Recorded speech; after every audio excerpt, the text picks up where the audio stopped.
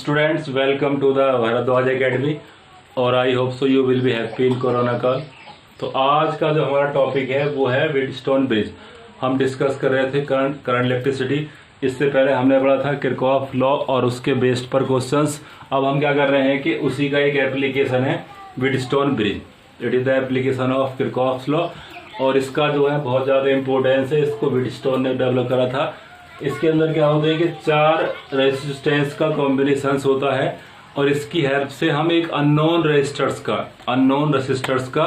Resistance निकालते हैं। जब आप लैब में जाएंगे तो आपको एक वायर मिलता है, उसी का हमें निकालना होता है। अननोन रेजिस्टेंस मानते हैं तो उस वायर का रेजिस्टेंस निकालते हैं। इसी का एक एप्लीकेशन है, वो है आपका मीटर ब्रिज। तो वो किस पर बेस है? व्हीटस्टोन ब्रिज प्रिंसिपल पर। ठीक है। इसका प्रिंसिपल क्या होता है कि अगर हमारे पास इसका P/Q R/S अगर इन दोनों का रेशो सेम होता है तो इसके ब्रिज पॉइंट पे आप कितना रेजिस्टेंस लगा दो, कितना कम कितना ज्यादा, तो वहां पे करंट नहीं जाएगी। ठीक है ना। तो देखो ये क्या है आपका व्हीटस्टोन ब्रिज और it is the arrangement of 4 resistors which find the value of unknown resistors. तो किसी अननोन रेजिस्टर्स की वैल्यू निकालता है। अब देखो हम इसको थोड़ा सॉल्व करते हैं with the help of Kirchhoff's law. हम क्या मान रहे हैं कि हमारे पास कोई यहाँ पे एक सेल है जिसका EF कितना है, E है। अब यहाँ से हम कह रहे हैं कि मानो ये रेजिस्टेंस बनाओ तो यहाँ से करंट बनती है। क्या बनती है? करंट। तो यहाँ से जब करंट बनती है, लेट हम क्या कह रहे हैं कि वो I है। करंट कहाँ से निकलती है? पॉजिटिव। यहाँ पर रेजिस्टेंस लगा हो तो यहाँ पर करंट क्या बनेगी? एक ही बनेगी। सर्किट एक बनने के बाद हमारे पास करंट बनती है। तो यहाँ पे हमें देखना है कि करंट क्या होगा। तो हम क्या मान रहे हैं कि लेट यहाँ पे क्या है आपका I1 कहाँ चली गई? इधर, जैसे वहां करा था। तो यहाँ पे क्या आएगा इसका रेस्ट पार्ट। तो यहाँ पे क्या आ रहा है I1 माइनस I। ठीक है नहीं, I माइनस I1। इस I में से I1 कहाँ चला गया? यहाँ पे बचा कुचा कहाँ आ गया? इस Q रेजिस्टर्स पर। तो ये रेजिस्टर्स आपका P है, ये Q है, ये R है, क्या है S है। अब देखो जिस रेजिस्टेंस का हमें रेजिस्टेंस निकालना होता है उसको हम कहाँ पे फिट करते हैं? R पर। और यहाँ पे S क्या है आपके पास? स्टैंडर्ड रेजिस्टेंस है। और ये दो क्या है हमारे पास? फिक्स रेजिस्टर्स होते हैं। ठीक है, ये हम पढ़ेंगे मीटर ब्रिज में। बट हमें क्या देखना है कि इसका प्रिंसिपल क्या है। तो देखो अब यहाँ पे जाए करंट क्या है, यहाँ पे बढ़ जाती है। अब यहाँ पे हमारे पास लगा रखा है कि एक इंस्ट्रूमेंट्स लिखा हुआ है G। अब देखो आपको पास 3 इंस्ट्रूमेंट मिलते हैं लैब के अंदर, A, G और क्या होता है B। A क्या होता है आपका एमीटर। इसका काम क्या होता है? To measure the current. तो करंट हमारे पास एम्पियर में है या मिली एम्पियर में है। तो ये होता है, या क्या होता है? Milli ampere. दूसरा क्या होता है आपके पास? Volt meter. ये नापता है कि वोल्टेज डिफरेंस।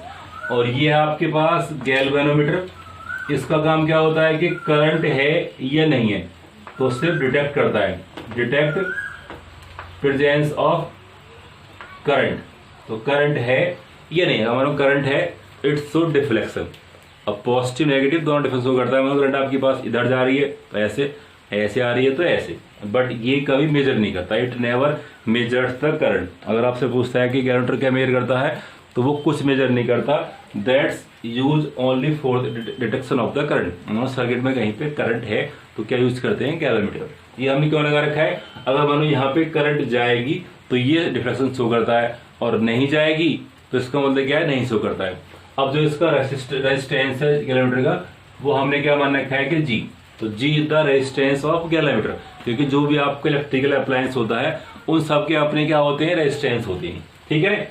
अब हम क्या मान रहे हैं कि यहाँ पे जो I1 है, लेट यहाँ पे क्या आ गई? IG। इसको हम बोले हैं करंट थ्रू गैल्वेनोमीटर। और यहाँ पे क्या आ जाएगा? इसका रेस्ट पार्ट। तो यहाँ पे क्या आएगा? I1 minus IG। सिंपल है। अब देखो यहाँ से आपका IG और यहाँ से आपकी ये वाली करंट, तो यहाँ पे क्या दोनों क्या हो जाएंगी? जुड़ जाएंगी। तो IG plus I minus I1, ये कहां पर है? इसमें। अब देखो हमारे पास जो ब्रांच बनी हुई है A और B के बीच का जो रेजिस्टेंस है वो क्या है? P है। उससे करंट कितनी? I1। और B और D के बीच का जो ब्रांच के बीच का जो रेजिस्टेंस है वो क्या है? G है। और करंट क्या है? G। और B और C के बीच का रेजिस्टेंस क्या है? R है। उससे करंट कितनी? I1 minus IG। और B, D और C के बीच का रेजिस्टेंस क्या है? S है। तो IG minus I plus A। अब देखो इस पॉइंट पे तो यहाँ पर सारी करंट क्या हो जाएंगी? जुड़ जाएंगी। अंदर क्या आएगी? आपकी I करंट आएगी। ठीक है। तो जब आपने इसको ऑन करा तो इस तरह बना, सिंपल है। तो ये क्या है इसका सर्किट रिप्रेजेंटेशन। अब हमें देखना है कि इसमें किरचॉफ लॉ कैसे लगाते हैं। तो किरचॉफ लॉ काम क्या करता है कि लूप्स पर, तो हम क्या मानते हैं इसके अंदर दो लूप्स मान सकते हैं। तो पहले क्या मानेंगे, loop A B D A, तो ए बी डी ए। अब किरचॉफ का सेकंड लॉ कहता है कि किसी भी लूप के अंदर डेल्टा वी क्या होता है, 0। तो हम जहां से स्टार्ट करेंगे तो हम कह सकते हैं कि मानो वी ए, फिर आप आगे जा रहे हैं तो यहाँ पे क्या है, करंट है, और करंट आपके साथ साथ है तो क्या हो जाएगी, नेगेटिव। यहाँ पे कह सकते हैं कि यहाँ पे रेजिस्टेंस कितना है, आर, और यहाँ पे क्या हो जाएगा, यहाँ लिखेंगे आप माइनस के I1, और यहाँ पे क्या हो जाएगा इंटू पी। तो I1 क्या है, नेगेटिव, और पी। इसके बाद आप कहाँ पहुंचेंगे, बी पर। तो आप कहाँ जा रहे हैं, सर्किट के साथ साथ, करंट आपके साथ साथ क्या आ जाएगी, नेगेटिव।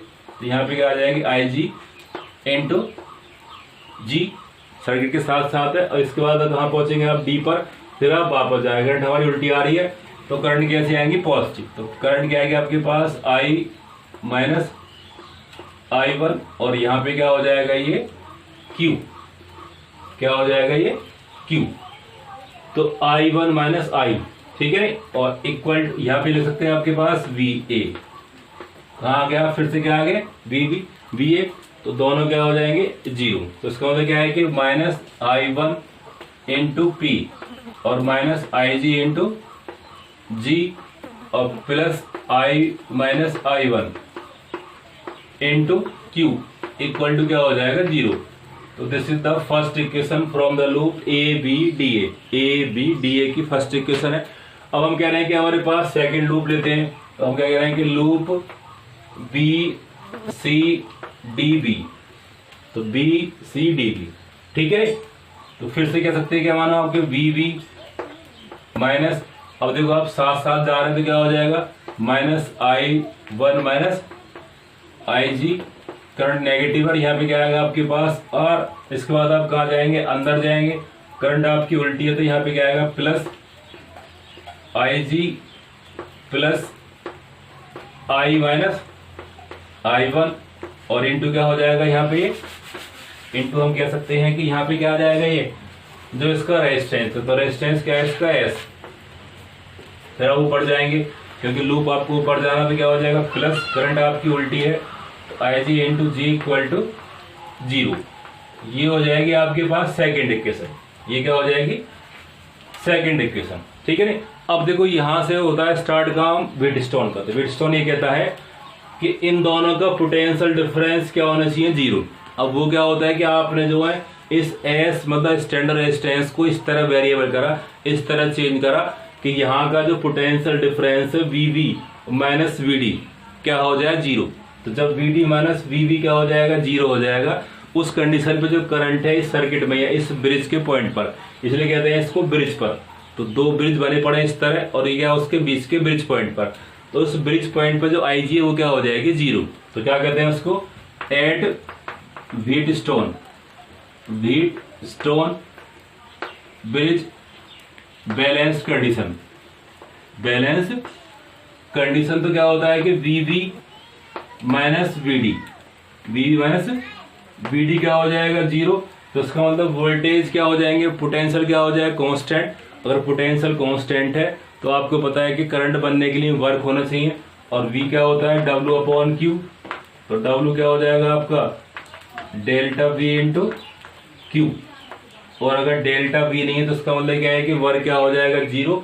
तो करंट भी क्या हो जाएगी, 0। तो इसका मतलब क्या है कि IG क्या हो जाएगा उस कंडीशन में, 0, ठीक है। इसको हम कहते हैं व्हीटस्टोन बैलेंस कंडीशन। अब अगर ये कंडीशन होती है तो हमें क्या मिलेगा, IG क्या हो जाएगा, 0। तो इस कंडीशन में आप दोनों इक्वेशन फर्स्ट और सेकंड में करेंगे। जब IG नहीं है तो उसको रिप्लेस कर देंगे, तो क्या लेंगे, फ्रॉम फर्स्ट।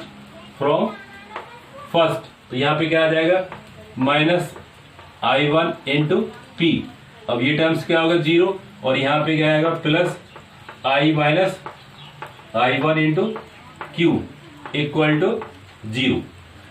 अब आप कह सकते हैं कि यहाँ पे क्या है कि जो आपका I minus I1 into Q equal to क्या हो जाएगा, I1 इंटू P। तो ये जो आपके कह रहे हैं कि I1, तो ये वाला टर्म्स और ये टर्म्स क्या हो जाएगा, ये वाला टर्म्स क्या होगा, I minus I1 into Q। तो दोनों क्या हो गया, आपस में क्या होते हैं, बराबर हो जाते हैं, दोनों क्या हो जाते हैं, बराबर हो जाते हैं। ठीक है रे। अब हम कह रहे हैं कि आप पहले इसका स्क्रीनशॉट लीजिए, क्योंकि हमें जो है ये रब करना है। क्या करेंगे, इसको हम रब करते हैं। अब देखिए, जब हमने इसको फर्स्ट में रखा तो हमारे पास क्या आया कि i minus i1 into Q equal to क्या आएगा, i1 इंटू पी। इसको हम मान लेंगे थर्ड इक्वेशन फ्रॉम फर्स्ट है ये। अब सिमिलरली हम क्या कर रहे हैं कि आपकी इक्वेशन सेकंड में लगाते हैं। तो देखो यहाँ पे क्या है, ये वाली इक्वेशन क्या आपके पास सेकंड है, तो यहाँ पे क्या आएगा i माइनस i1। तो यहाँ पे कह सकते हैं कि माइनस i1 और ये क्या हो जाएगा 0, तो minus i1 into R, minus i1 into R plus, अब देखो i जी क्या होगा 0 हो गया, तो क्या हो जाएगा प्लस i माइनस i1 और इंटू क्या हो जाएगा s, और ये टर्म्स फिर से क्या होगा 0, i जी क्या होगा 0 इक्वल टू क्या हो जाएगा 0। तो यहाँ से कह सकते हैं कि i minus i1 into S equal to क्या हो जाएगा i1 into are, i1 into are. ठीक है। तो हमारे पास सेकंड इक्वेशन से क्या बनी है इक्वेशन, इसको फोर्थ मान लेंगे, और जो हमारे पास फर्स्ट से क्या बनी थी थर्ड। अब हमें देख रहे हैं कि फर्क क्या बना, दोनों को डिवाइड कर देते हैं। तो अब डिवाइड कर सकते हैं थर्ड बाई फोर्थ, ये कर सकते हैं कि फोर्थ बाई थर्ड, कुछ भी कर सकते हैं। अब देखो यहाँ पे जब करेंगे इसको तो दोनों टर्म्स क्या है, बराबर है, तो क्या बचेगा q upon S, q upon S equal to क्या आ जाएगा p upon R, p upon R. ठीक है। या आप इसको यहाँ पे ले आएंगे तो क्या हो जाएगा r, ठीक है नी, और s, और यहाँ पे क्या बन जाएगा p अपॉन q। तो दोनों ही टर्म्स क्या है, इक्वल है।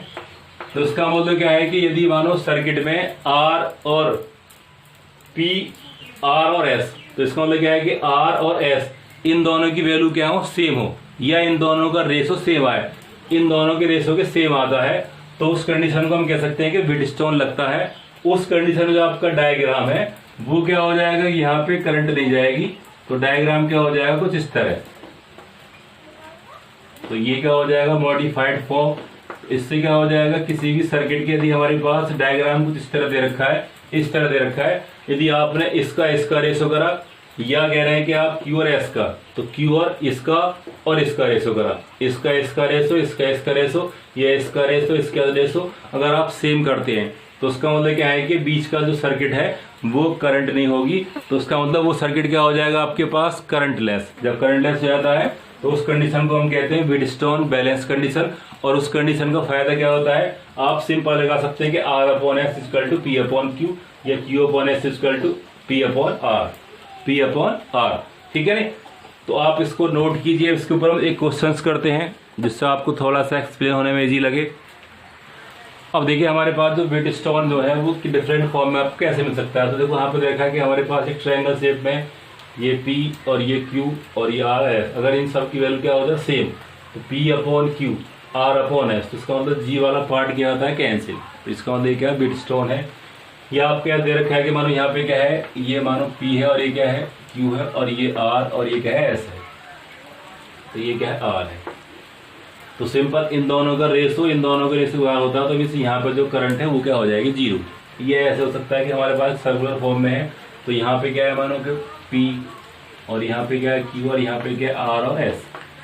तो अगर यहाँ पे दोनों कंडीशन, दोनों को बैलेंस करने के बाद, दोनों को डिवाइड करने के बाद दोनों का रेशो सेम आता है, तो इसमें क्या हो जाएगा करंट 0। ठीक है।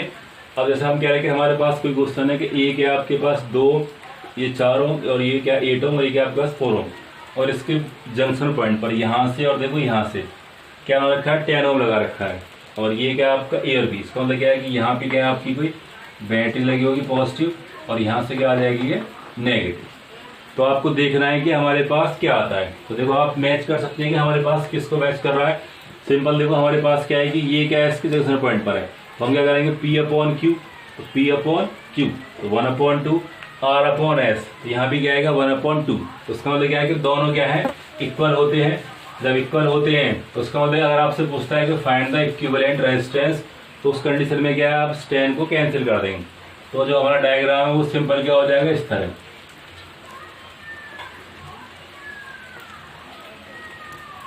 ठीक है। तो ये क्या था आपका 2 ओम है, और ये क्या है 4 ओम, और ये क्या है 4 ओम, और ये क्या है 8 ओम, और ये A और ये क्या हो गया बी। तो जो आपका जंक्शन पॉइंट था यहाँ से और यहाँ से क्या हो गया, ये आपने क्या करा, इसको थोड़ा सा क्लियर बनाते हैं, ठीक है नहीं। तो ये क्या आपके पास 8 ओम, तो इसका मतलब इसको आपने कैंसिल कर देंगे, यहाँ पे करंट नहीं जाएगी क्योंकि यहाँ का डेल्टा वी क्या है, 0 है। जब पोटेंशियल डिफरेंस 0 होता है तो करंट आगे नहीं होती है। तो इसका मतलब क्या है कि जो यहाँ पे है P/Q equal to R/S balance होती है, इसका मतलब आपने हटा दिया।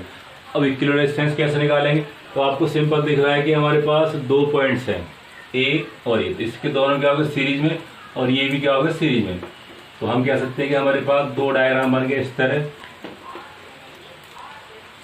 तो ये कितना होगा 4R2 6 ओम और ये कितना हो गया 12 ओम। तो डायग्राम हमारे पास बहुत सिंपल हो गया। अब आप निकाल सकते हैं कि आरपी, तो आरपी क्या होता है R1 R2 upon R1 plus R2।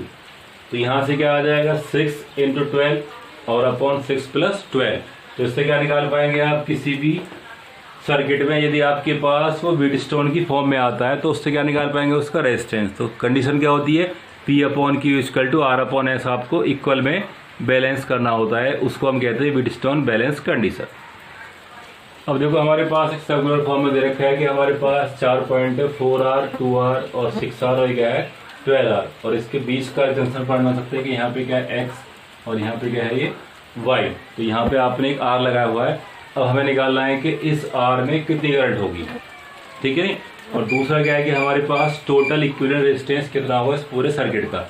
तो देखो पहला क्वेश्चन आप बहुत जल्दी समझ जाएंगे अगर हमारे पास, अगर आपको थोड़ा सा डायग्राम याद हो, तो अगर हम कह रहे हैं कि ये क्या है इसके ब्रिज पॉइंट पर है, तो इन दोनों का रेशो करेंगे, इन दोनों का रेशो कर देंगे। तो हमारे पास क्या था 4/2, तो कितना आएगा 2, तो 4/2 इक्वल टू क्या होना चाहिए 12/6। इसका मतलब क्या आ रहा है 2:2। इसका मतलब क्या है कि ये क्या है बैलेंस कंडीशन है, तो उस कंडीशन पे क्या हो जाएगा, ये क्या हो जाएगा 0। तो यहाँ पे R में पहला आंसर क्या था कि करंट R में क्या हो जाएगी 0। अब अगर आपसे पूछता है कि फाइंड द इक्विवेलेंट रेजिस्टेंस, तो रेजिस्टेंस क्या हो जाएगा, आप इसको यहाँ से हटा देंगे। जब आप यहाँ से हटा देंगे तो ये क्या हो गया आपके पास 2 पॉइंट है, तो यहाँ से लेके यहाँ तक का एक रेजिस्टेंस और ये क्या हो जाएगा एक रेजिस्टेंस। तो डायग्राम फिर से क्या बन जाएगा, इस पूरे पार्ट में क्या हो जाएगा एक रेजिस्टेंस यहाँ तक, और इस पूरे में क्या हो जाएगा एक ही रेजिस्टेंस ये तक। तो ये ए और ये क्या हो गया बी।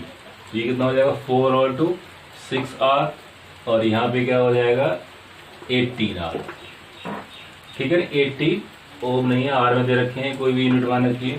तो क्या हो जाएगा यहाँ से रेजिस्टेंस। अब क्या निकाल सकते हैं यहाँ से आरपी, तो आरपी क्या हो जाएगा R1 तो 6 और R2 कितना 80 और अपॉन 6 + 80। तो इससे क्या आ जाएगा R में आंसर आएगा, यहाँ पे किस में आएगा R में।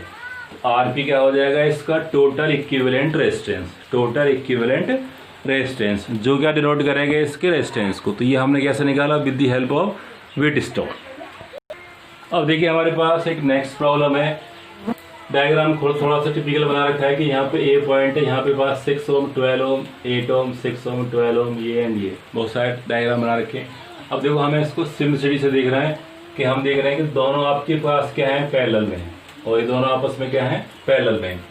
तो हम कह सकते हैं कि इन दोनों का हम पैरेलल निकालते हैं। तो यहाँ से आपने क्या माना इन दोनों का पैरेलल निकाला, और इस पॉइंट पे क्या आएगा इन दोनों का पैरेलल, और यहाँ से आपके पास 8 ओम है, ये क्या आपके पास 8 ओम है, और यहाँ पे कह रहे हैं कि आरपी 1 आएगा और यहाँ पे क्या आएगा आरपी सेकेंड, ठीक है। और यहाँ पे क्या है आपके पास 2 ओम और ये क्या बना हुआ है हमारे पास 4 ओम, ठीक है ना। अब देखो हम अगर हम 6 का और इसका क्या निकालते हैं आरपी निकालते हैं, यहाँ पे 6 का 12 का, तो आरपी दोनों क्या आएंगे सेम आएंगे, दोनों क्या आएंगे सेम। तो आरपी का फॉर्मूला क्या हो जाएगा R1, तो R1 × R2 upon R1 + R2 कितना हो गया 72 अपॉन 18, तो कितना हो गया 4 ओम, कितना हो गया 4 ओम। तो इसका मतलब क्या है कि हम इसको रिप्लेस कर सकते हैं कि यहाँ पे कितना आ गया 4 ओम, यहाँ पे कितना है ये 4 ओम है। तो यहाँ पे चलो इसको हम थोड़ा आगे जो है वो करते हैं, थोड़ा पहले इसका स्क्रीनशॉट लीजिए, इसको हम रब करते हैं। तो देखो हमने क्या करा इसको थोड़ा मॉडिफाई करा, तो जो हमारा ये आरपी है ये कहाँ गया यहाँ पर, और ये पॉइंट कहाँ हमारे पास ये रहा। अब दोनों का आरपी ये कहाँ होगा ब्रिज पॉइंट पर। अब देखो ये और ये दोनों क्या होगा आपस में पैरेलल है, तो हमने अगर इन दोनों को पैरेलल पॉइंट बना हुआ है, और फिर देखो यहाँ पे दोनों आपस में क्या है, पैरेलल है, तो दोनों क्या है, पैरेलल। और ये कहाँ हो गया, इन दोनों का जो इनका सम जो आ रहा है वो कहाँ गया, इनके बीच के ब्रिज पॉइंट पर। सिंपल है। अब हम देखते हैं कि क्या हमारे पास व्हीटस्टोन ब्रिज कंडीशन बैलेंस होती है।